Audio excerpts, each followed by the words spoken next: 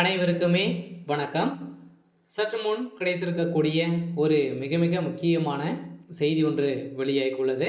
சற்று முன் குற்றவாளியை கொலை செய்ய திட்டமிட்ட திமுக அமைச்சர், இது மாதிரி பார்த்தீங்கன்னா செய்திகள் வெளியாயிருக்கு.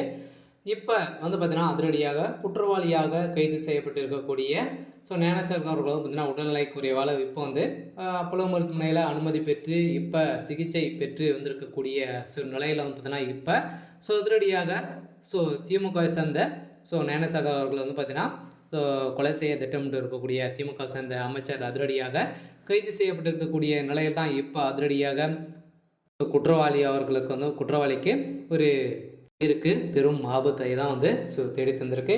இருந்தாலும் அங்கு பார்த்தீங்கன்னா போலீஸ் குவிக்கப்பட்டு இருக்கக்கூடிய நிலையை தான் இப்போ பார்த்தீங்கன்னா தடங்கள் ஆகிட்டே இருக்கக்கூடிய நிலையை தான் இப்போ திமுக அமைச்சர் திட்டம் போட்டு உள்ளதாக ஒரு பரவலாகவே பேசப்பட்டு வந்திருக்கக்கூடிய நிலையில் தான் இப்போ திடீர்னு அந்த குற்றவாளிக்கு வலிப்பு ஏற்பட்ட காரணத்தினால அண்ணாமலை பல்கலைக்கழகத்தில் வழக்கில் கைதான ஞானசேகர் மருத்துவமனையில் அனுமதி பெற்று இப்போ சென்னை அண்ணாமலை மாணவி பள்ளியில் வன்கொடுமை வழக்கில் கைது செய்யப்பட்டு இருக்கக்கூடிய ஞானசேகர் உடல்நிலை குறைவு ஏற்பட்டது.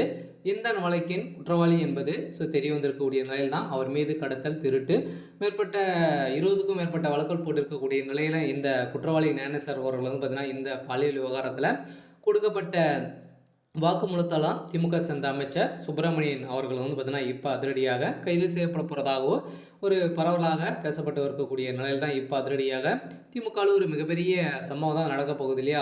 திமுக கூட்டணியை வைத்து தான் பார்த்தீங்கன்னா இதுகள் அனைத்துமே நடந்துட்டு இருக்குது அப்படின்ற மாதிரி இப்போ சொல்லி வருகின்ற நிலையிலும் ஏற்கனவே எதிர்கட்சி தலைவர்களும் அனைவருமே பார்த்தீங்கன்னா இதில் நிறைய அமைச்சர்களுக்கு தொடர்பு இருக்குது. இப்போ பார்த்தீங்கன்னா ஞானசேகர் அவருடைய வீட்டில் நடந்த சோதனையின் அடிப்படையில் இப்போ குற்றவாளி பார்த்தீங்கன்னா அதிரடியாக கைது செய்யப்பட்டிருக்காரு.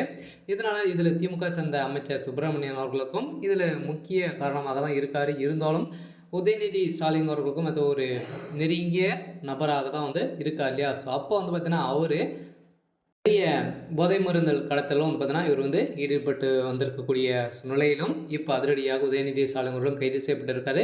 இதைத் தொடர்ந்து திமுக சேர்ந்த அமைச்சரும் கைது செய்யப்பட்டிருக்காங்க. இதனால் குற்றவாளியை பார்த்தீங்கன்னா கொலை செய்ய திட்டமிட்டு இருக்கக்கூடிய நிலையில் அங்கே மர்ம நபர்களால் கைது செய்யப்பட்டிருக்கும் நிலையில் தான் அவங்க கொடுத்த வாக்குமூலத்தால் இப்போ திமுக சேர்ந்த அமைச்சர் வசமாக சிக்கிய சம்பவத்தினால இப்போ அதிரடியாக கைது செய்யப்பட்டிருக்காரு. இருந்தாலும் திமுகவுக்கு ஒரு மிகப்பெரிய தலைவலியாக தான் இது இருக்கு இல்லையா.